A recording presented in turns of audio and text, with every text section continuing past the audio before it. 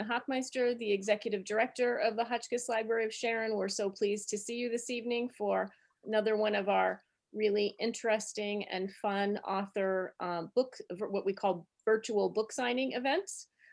This evening, my colleague Holly Nelson, our Development and Events Coordinator, is going to be interviewing Peter. And during their conversation, if any questions come to mind for Peter, please type them in the chat box, and Holly and I will ask those to Peter later on in our program.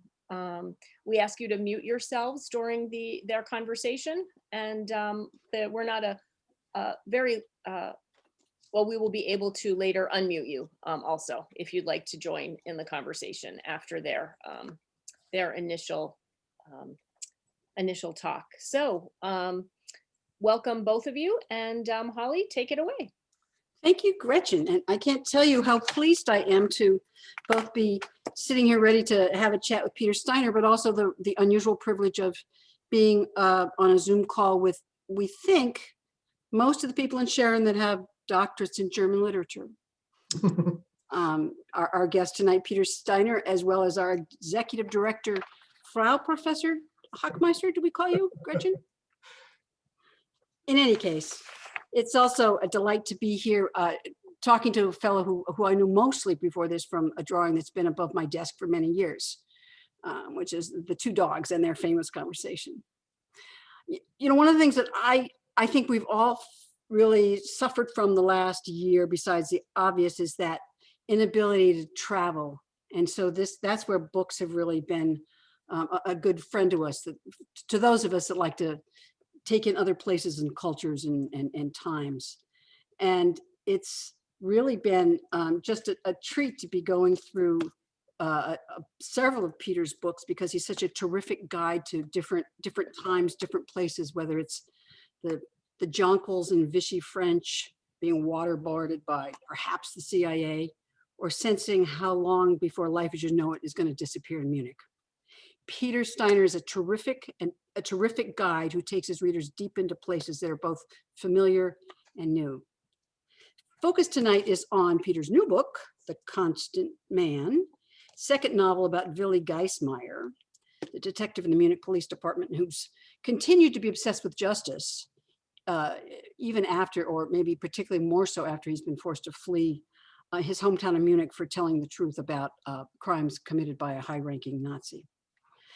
Constant Man opens in 1933 as the Nazi grip is really strengthening all over Germany, and particularly in Munich. And the military arm, the SS and the Gestapo, are quickly taking the role of dispensing justice away from the police force. And their version of justice is different from Willi's sense of justice, as we'll see. Willi has come out of hiding. He's been in the Bavarian forest because he knew his life was in danger because of his earlier pursuit of a murderer that was high in Nazi ranks. But he's come out of hiding because one of his dearest friends from childhood, his friend Lola, has been attacked. And he comes back to Munich with a pseudonym, with the goal of finding out what's going on and bringing people, as he likes to do, bringing people to justice. Munich in 1933 is really not just on edge, but it's where the traditions and the positions of old Germany are being overrun by the followers of a leader who just a couple of years ago was considered both ridiculous and alarming at the same time. Followers of Adolf Hitler, they promoted his goal of building a Germany based on Hitler's very narrow view of who true Germans really are. And they're ridding the country of outsiders, many of whom have considered themselves Germans for many years. So,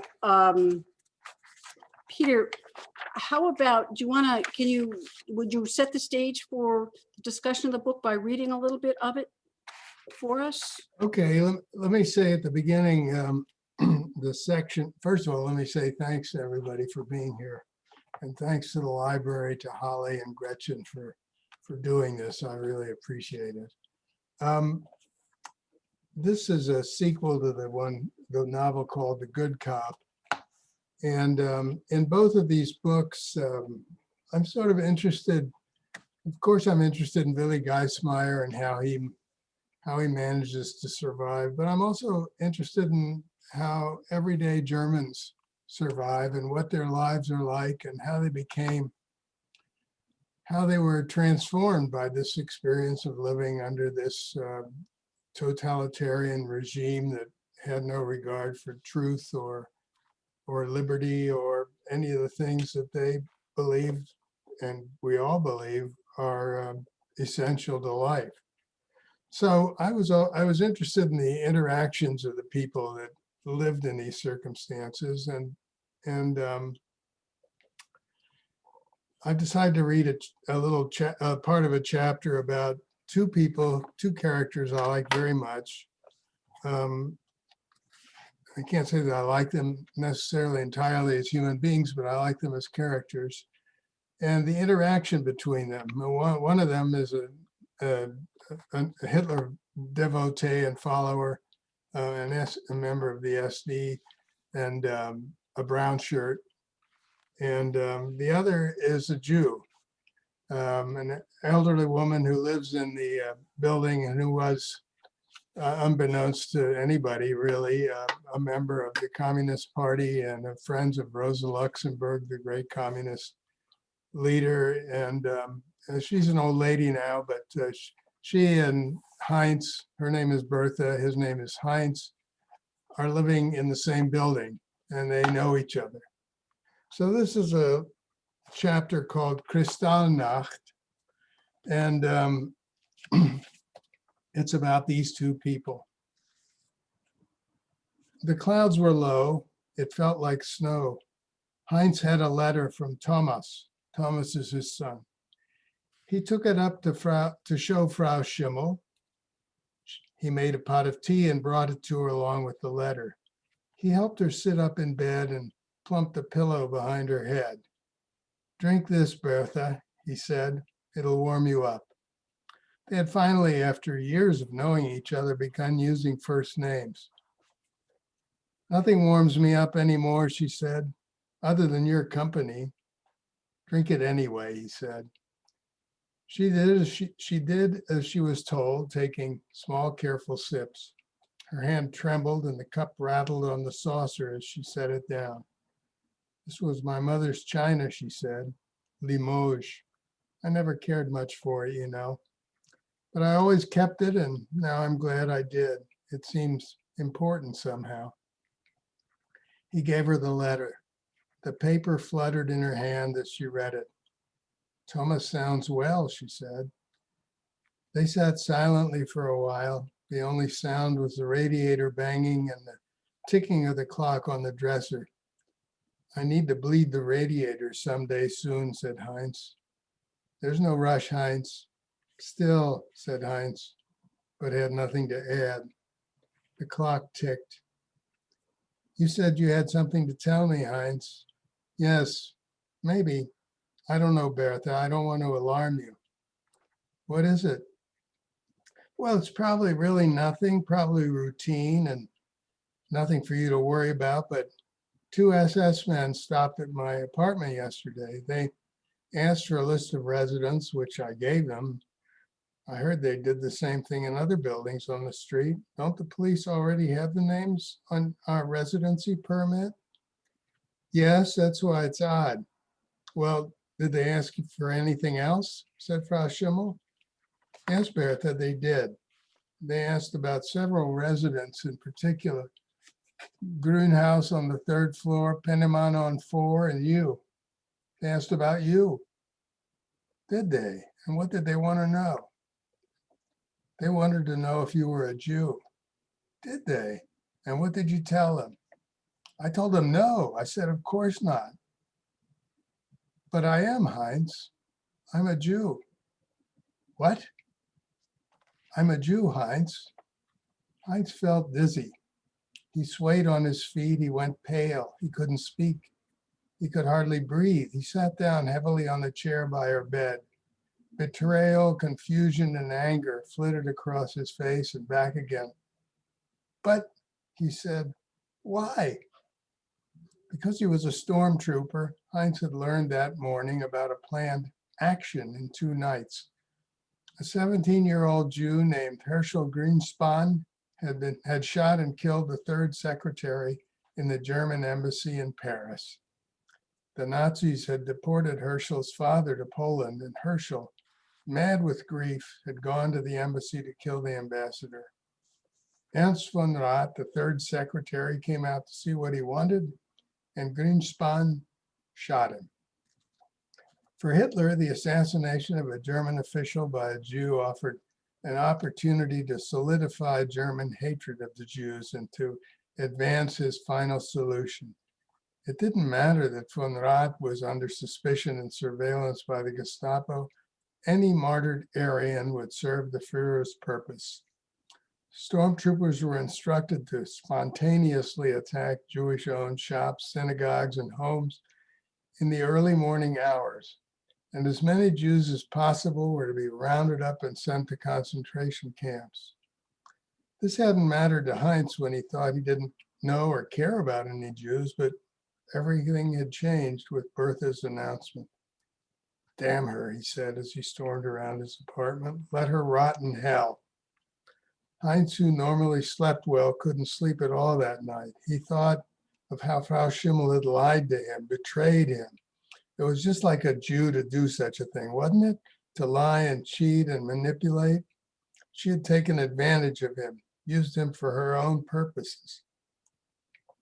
Except when he tried to think of ways she had taken advantage of him, all he could come up with was that he had hauled her groceries up the stairs in exchange for her wonderful strudel and sound advice.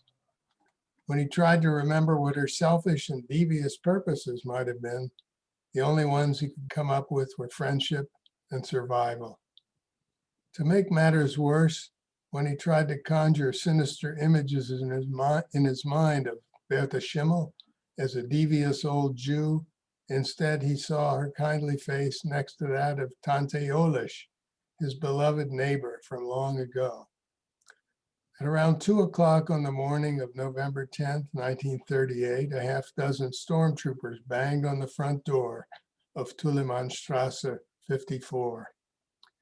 When they saw Heinz come out of his apartment wearing his uniform, they yelled, "Open up, Kamerad," and "Juden heraus, out with the Jews." Heinz unlocked the door. He recognized a couple of them, including Jürgen from the Three Crowns. They smelled of alcohol. Heinz had stopped going to the Three Crowns, so he rarely saw Jürgen anymore.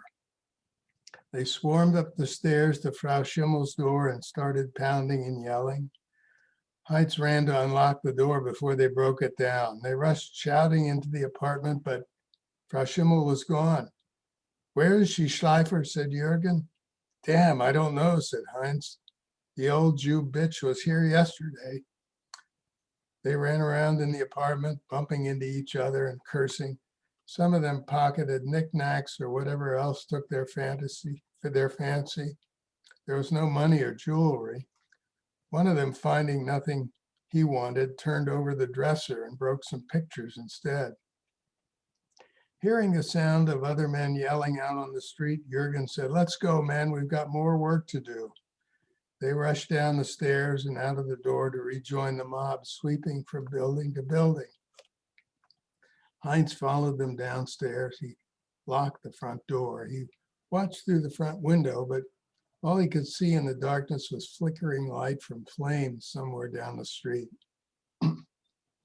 Heinz set the brass umbrella stand upright again. He went back up to Frau Schimmel's apartment. It was a mess. He lifted the dresser up, replaced the drawers, and maneuvered it back into place. He put the clock back on the dresser. Its face was broken, but it was still ticking. A lamp had been knocked over and broken, so he stood that back up and swept up the glass shards. He swept up the glass from the broken picture frames too and hung the pictures back up as best he could. The light from a fire in the street danced on the ceiling. He closed the curtains so he wouldn't have to look at it. When he finished, he went back down to his apartment. The curtains were closed and only a small nightlight was burning, so he couldn't tell whether Bertha was awake or not. He tiptoed to his bed where she lay. "How was it, Heinz?" she said. "They made a mess, Bertha. I'm sorry." They broke some things and they stole some things. And you, she said, are you all right? Yes, in hindsight, I'm all right, but he wasn't. He didn't think he would ever be all right again. So Peter, thank you. you're welcome. That's a potent excerpt that really sets the stage for how you tell the story of, I think it's a story that many of us think we know about from our schooling and, what we learned in through various media and education, but you tell a different version of it. You tell it really from the point of view of the characters. And I kept being surprised by the array of sort of opinions and outlooks that you packed into a fairly short novel of how people come to, at some point they're all swirling around Hitler and his attempt to get power. And very many of them don't agree, but they don't really have the tools to do anything about it. And just tell us a little bit more about why you feel this story is important to tell and how you come to tell it. You could go back to the first Willi Geismeier, if you'd like, The Good Cop, or which is set a few years earlier, also in Munich. Well, I guess my first impulse to write The Good Cop came when Donald Trump was running for president. And having been a student of German literature and to some extent of German history, I saw startling and alarming similarities. And since I'm not a historian, but a storyteller, I thought it would be interesting to tell a story of Hitler's rise with kind of a focus on the similarities between then and now, without being too, if I could avoid being too direct about it, and how people fared. Yeah, that's a good place to stop, I think. The part that in The Good Cop, one of the there's a section early on where the gathering at one of Willi's friends, the Horvaths, they have these Sunday evening gatherings and they talk about all manner of things, but often political stuff and political trends. And there's a short discussion about how Hitler was still unknown, mostly unknown in most of Germany, but in Munich, people knew of him. And his rallies were notorious, pronouncements were alternately ridiculous and alarming. So there was curiosity and some sighs of puzzlement or exasperation. One of the characters at the party says, "It's all too depressing. Why do we have to even think about such awful people?" A minuscule man with a goatee who wrote essays about politics spoke up and says, "Don't dismiss him, my dear lady. He's a brilliant speaker. And while he has unconventional tendencies, when it comes to politics, he has a canny ability to arouse a crowd and turn them to his purposes." Sounded familiar, actually. I mean, not to go too deep into the comparisons, but the issue really that's really threaded through both of these two novels is how people who were not in favor of Hitler's rise to power were really unable to do anything. And I don't know, unable to do very much or unable to do enough to stop him. I don't know if that's one of the threads that you've, if your own research, your own experience told you it's important to send out as a warning on this sort of thing, and not to delve too deeply into your goal as a novelist. Yeah, well, my goal as a novelist really is to tell an interesting story, and in a way, hooking it up to reality is a device to make it, in a way, more compelling. Yeah, I really was and still am more interested in these books in the various characters and how they each cope with what for them is. I mean, everybody has a different experience in these moments, and each of them has their experience alone. So how each person deals with that, how each person copes with that, and how they interact with one another. All of that is what was interesting to me. In a way, I find I get more, this may be a fault with the book, I get more interested in some of the subordinate characters as the story goes along, and enjoy going off on these tangents like this one with Bertha and Heinz. I guess one review said there was too much of that. I don't think you can have too much of that because it's a novel. It's not a piece of history, but Well, and it also, it brings together the character development that you see up until this part of the novel, where they're very different. The two people are very different from each other. Heinz is the landlord of the building where Willi is hiding under a pseudonym, and he keeps turning him into the authorities because there's something suspicious about him, and he wants to be a good Nazi, and he wants to be a good, he's sort of to some extent looking for approval from both his neighbors and the government to be a good member of the party.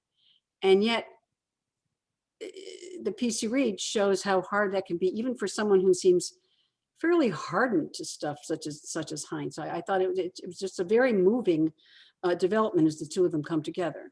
yeah, I like that about it.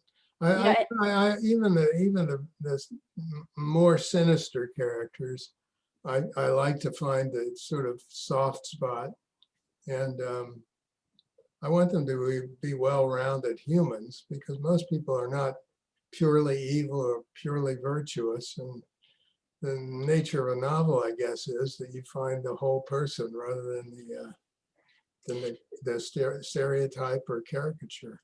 And you described both Bertha and Heinz as two characters that you like very much. Are there characters in there that you like very little? Well, no, I mean, as characters, even the most evil being in the book has a side of him that is interesting. By liking, I'm saying I like them as characters and not as people. And I mean, without him, the book wouldn't go anywhere. So Yeah. I have to be grateful to him. Yeah, he seemed like the face of kind of everyday evil in a kind of a more bureaucratic way, of the Nazi regime.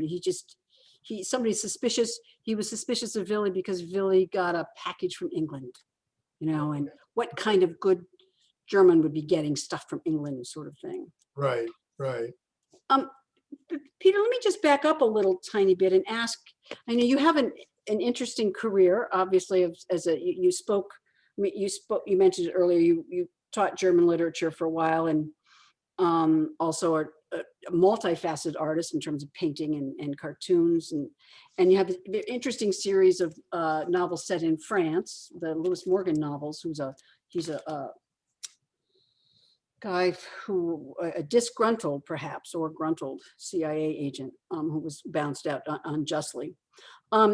But I'm just curious as to what brought you to then decide to tell the story of Germany through Willi Geismeier. And it's a little bit of your earlier books are really more in the literary thriller kind of category, whereas I describe these as police procedurals set within within the rise of Nazism. And just curious about your own connection with Germany and how, what compelled you to do the research that you obviously had to do to bring these books to light, or to print, sorry.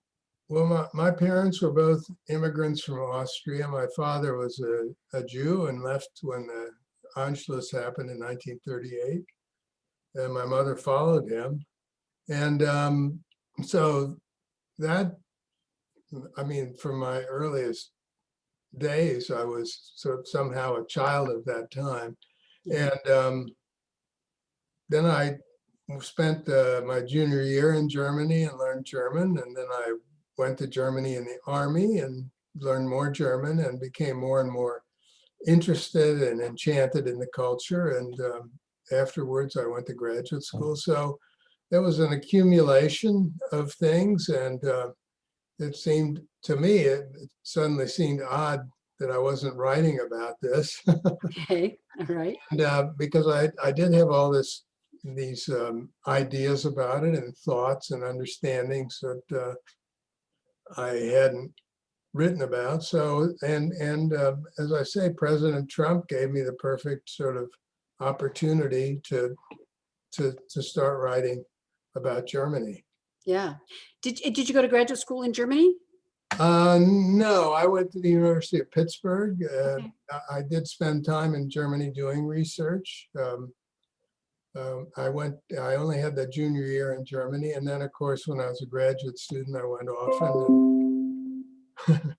And that was the chime telling me to check tomorrow's forecast.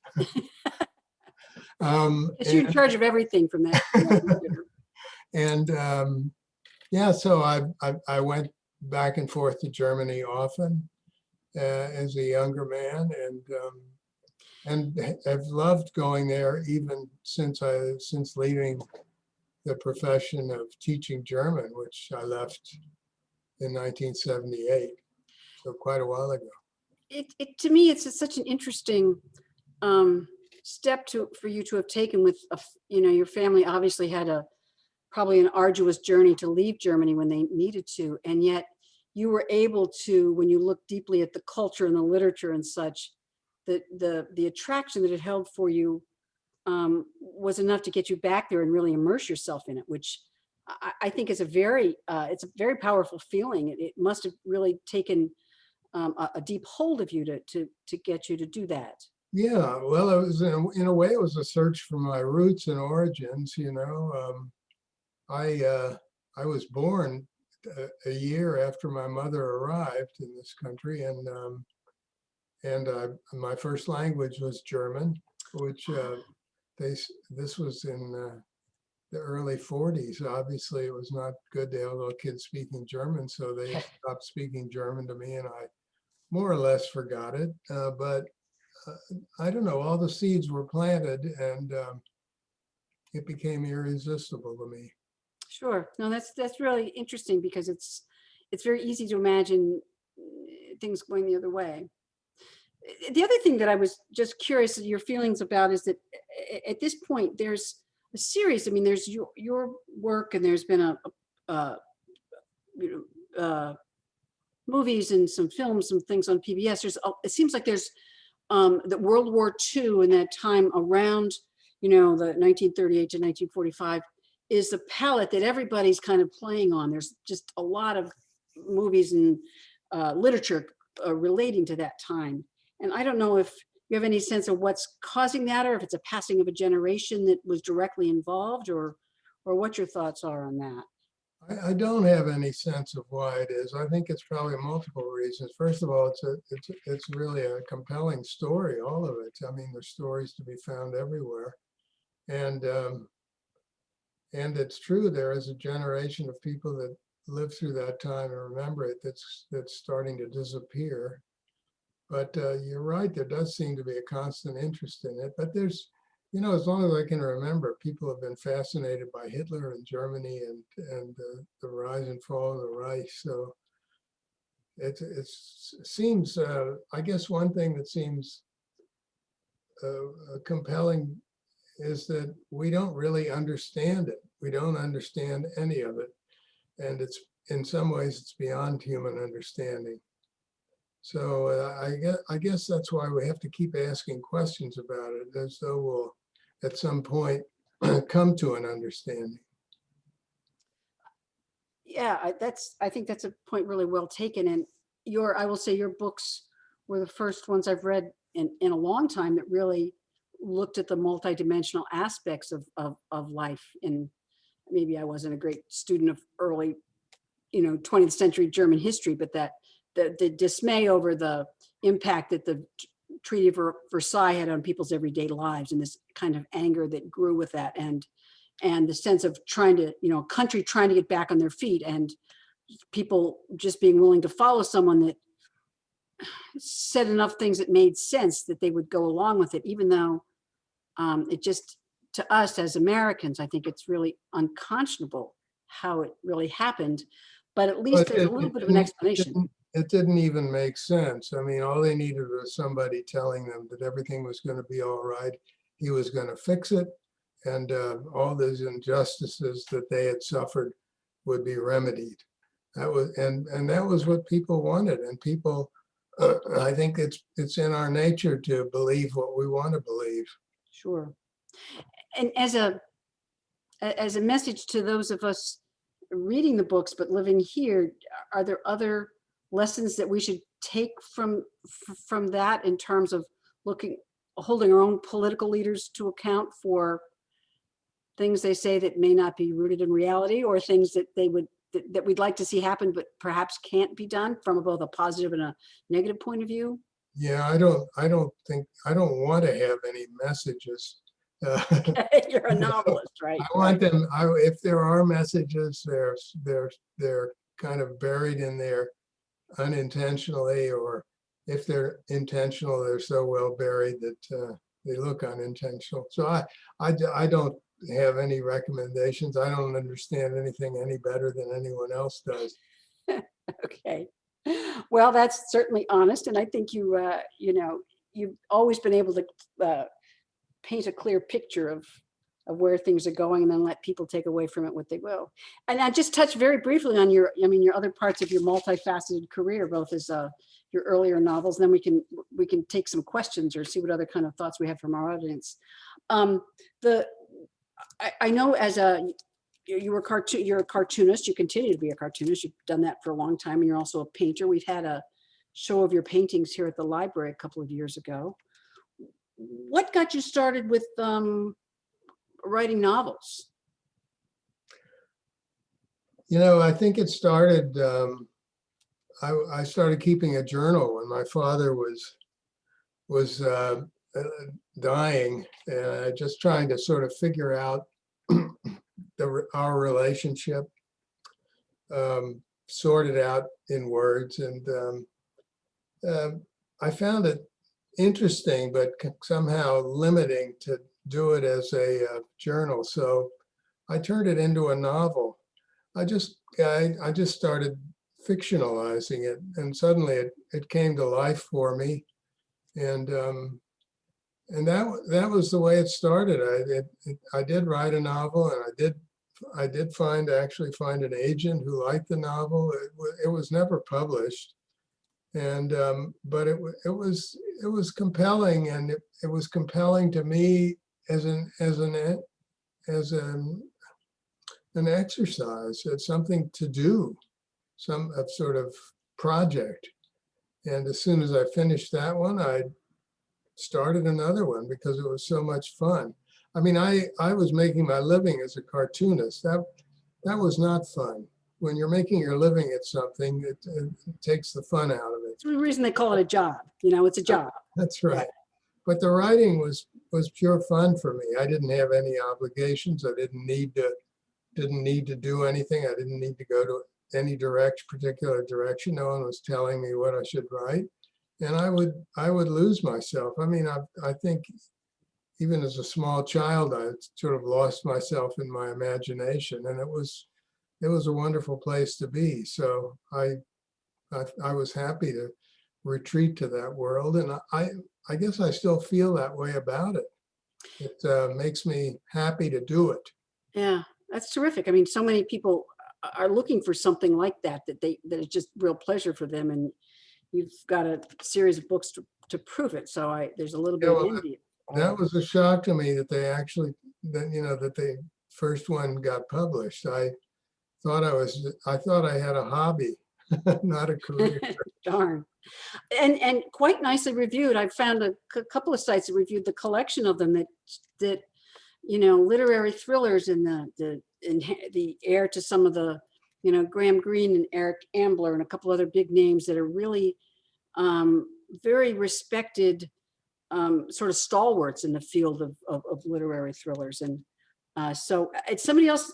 One of the reviews said that you have an ability to say a whole lot with very few words, which is someone that I've never been good with very few words. It just really impressed me. Yeah.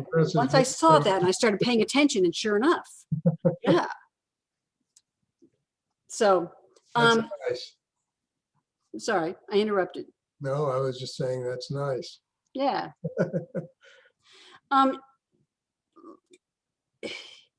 the idea of just a couple last questions, and then we'll open it up to the audience. Do you cartooning is work because you had requirements and you were doing a bit of it.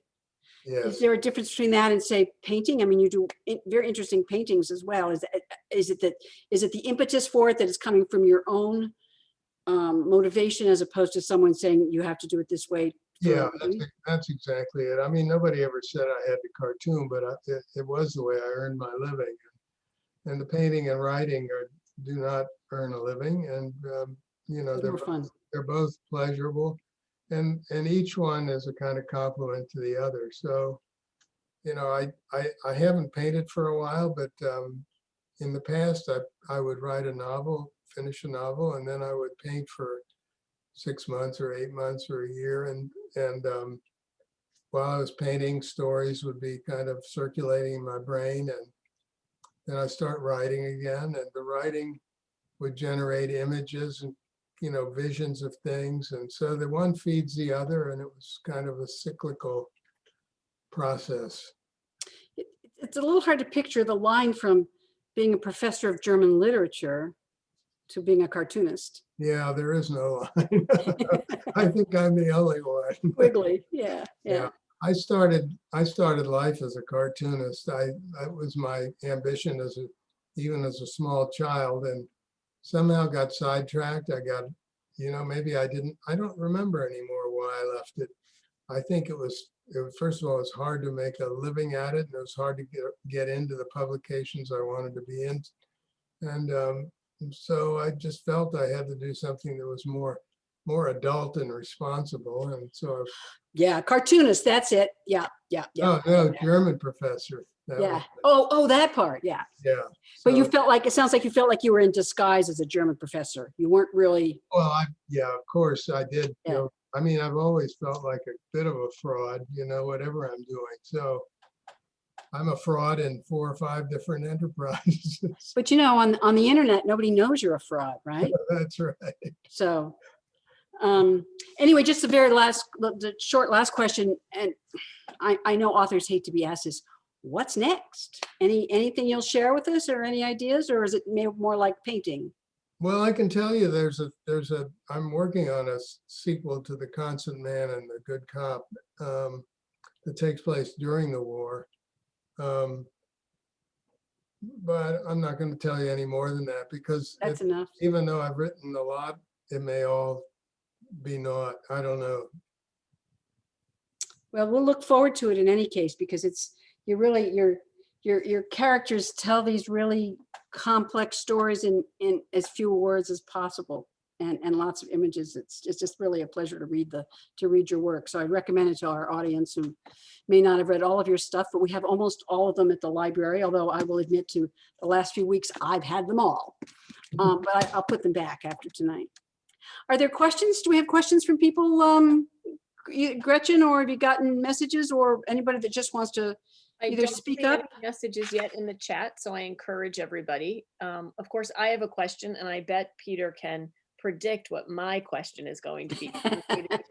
Given our common backgrounds, I'm of course curious how the literature of the Weimar era and Weimar Republic may influence you. Of course, so much of the writing from that time is associated with Berlin.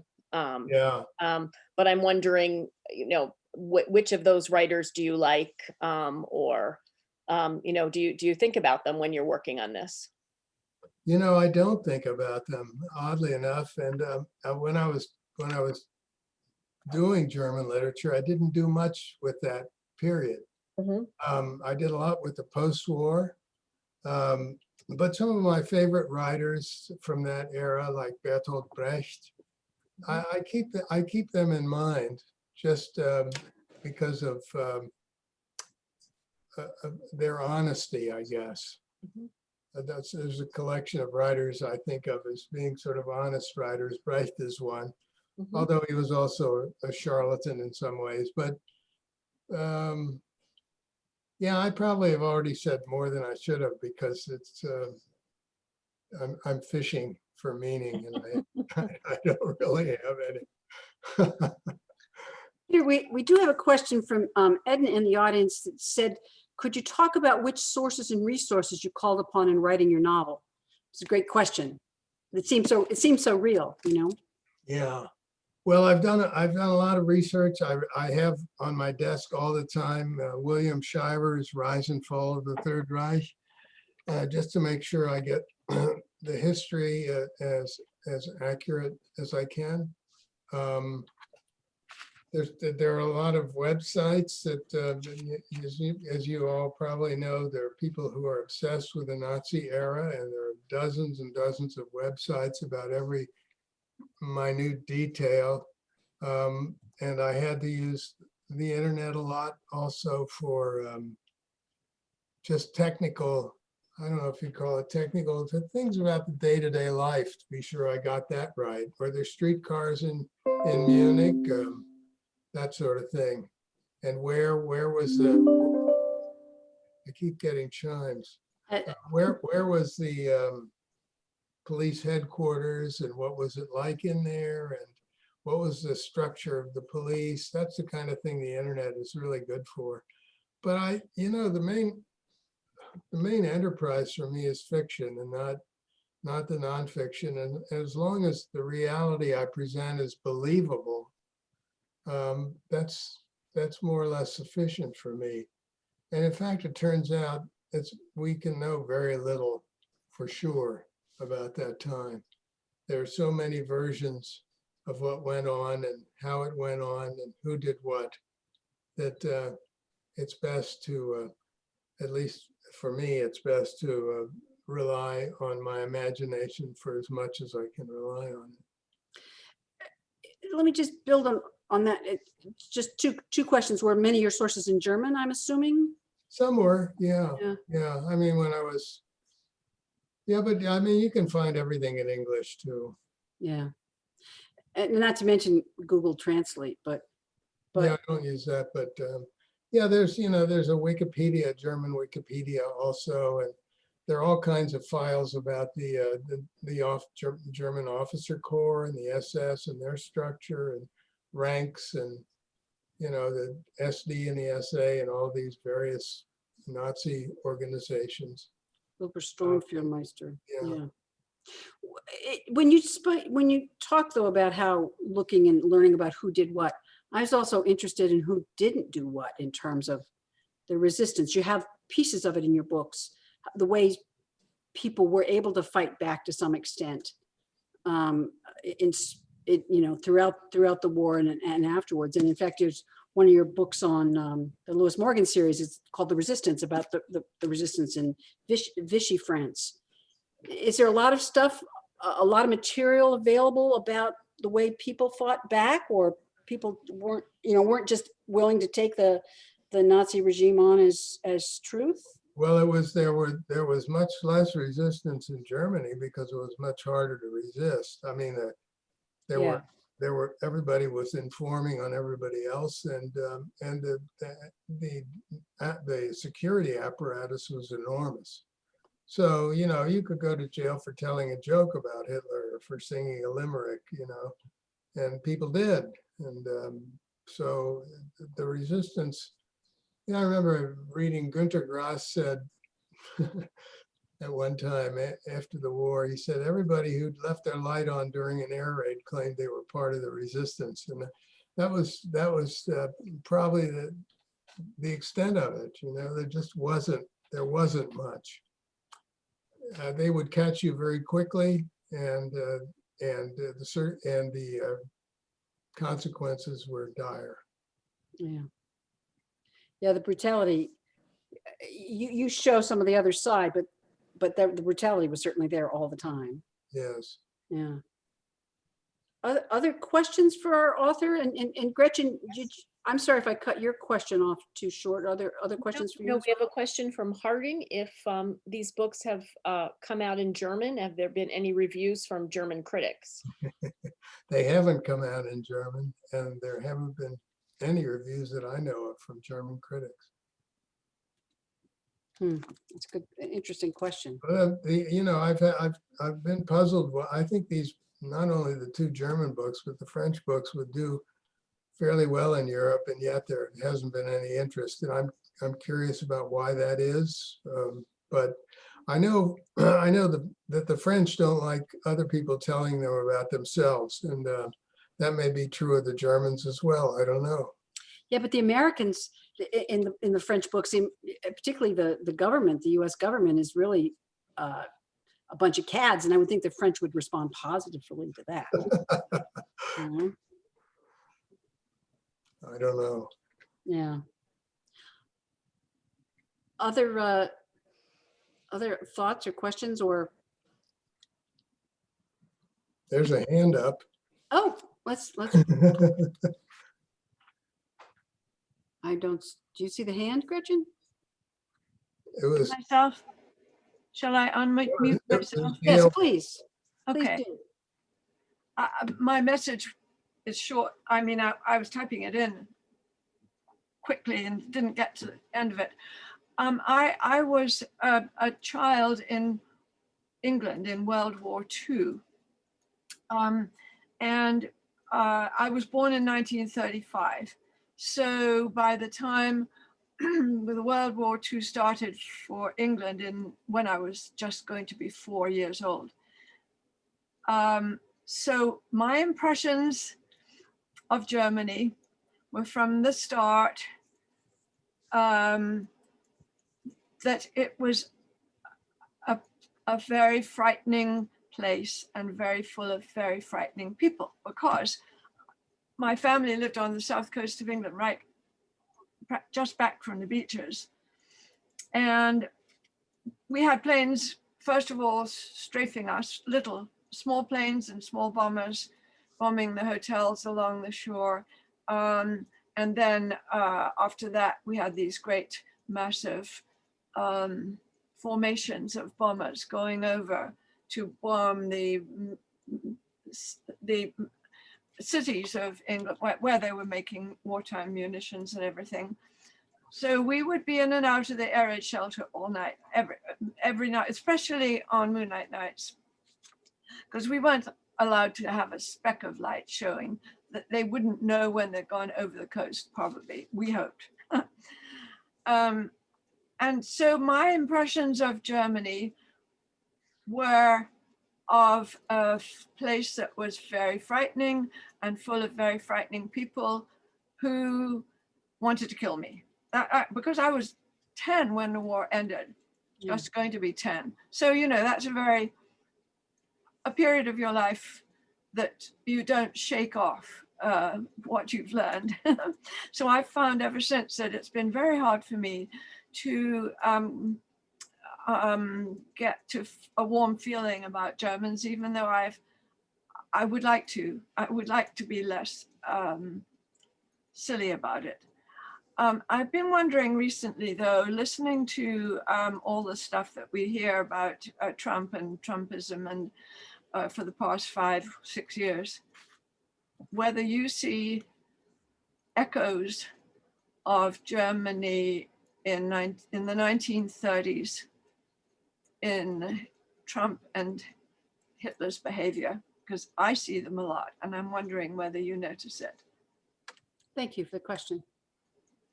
Well, I think certainly there are echoes, and I'm not sure to what extent. I mean, I don't know how far you can go with these parallels, but I think Trump and his followers have behaved in many ways like Hitler and his followers did early in the movement, with the big rallies and the speeches and the frantic enthusiasm. And I think the mentality is of those people who cheered for Hitler because he was saying the things that they needed to hear, and those people who cheer for Trump for the same reasons. I think there's a kind of similar mentality at work. I believe that Trump has fascist inclinations, and so do many of his followers. So I think I guess so. I think it's a very dangerous time, even now that Trump is out of office, because his spirit lives on in a way. Yeah. And I guess I'm fearful that there will be somebody who comes along who's better at autocracy than he is. Yeah. And I guess that's really all I should say about that. I'm not an expert on either Hitler or Trump. I'm a novelist and I make up stories, so I don't want to hold myself up as any kind of authority on any of this. No. No. Peter, might some of the difference be that we have in this country such a tradition of standing up to authority in ways that the German, I think was in one of your books, I saw that, you know, the army coming out of the Great War still had these Prussian traditions that just meant they didn't question anything. It was just done because it came from the empire and the emperor. And there was this adherence to a set of authorities that we've never had, you know, and that the whole empire and that, or the emperor, I mean, that was considered a God-given right. We haven't had that. That's what we rebelled against. And so maybe that's the difference. I think that's a pretty thin difference to hang your hopes on. I mean, I think most people anywhere in the world are sort of followers, not independent thinkers, and that seems to me to be a real danger. And there's something else I meant to say, but I've forgotten. Well, are there other questions or thoughts that anybody wants to share with Peter and the audience about either his books or questions from the era? As Gretchen cleverly reminded us, we do have signed copies of the new book for sale, available for purchase. And we're happy to have you come in and check out his earlier books, because I just found them to be a really interesting collection. If after you read The Good Cop and Peter's and The Constant Man, I would recommend The Resistance, just because they tie together so nicely. But other than that, any final words for our audience, Peter, that you'd want to share about what we can do rather than read more, other than read more novels? No, I don't have any closing words of wisdom. I just want to thank everybody for tuning in, and I hope if you read the book, I hope you enjoy it. Thank you. That's great. Thank you so much. We really appreciate taking the time to come and share this with us, and we'll look forward to, you know, maybe the next one we can be in person. Well, Yeah, that would be maybe nice. the next one we can have a book signing outside. So That's right. Yeah, that'd have be our big great. party outside. Next year will be the 25th annual. So that would be exciting. That'd be terrific. Thanks, everybody. Thank you so much for coming. And Thank you. Gretchen, anything else, or otherwise we'll just bid you all good night and hope to see you at the library sometime soon.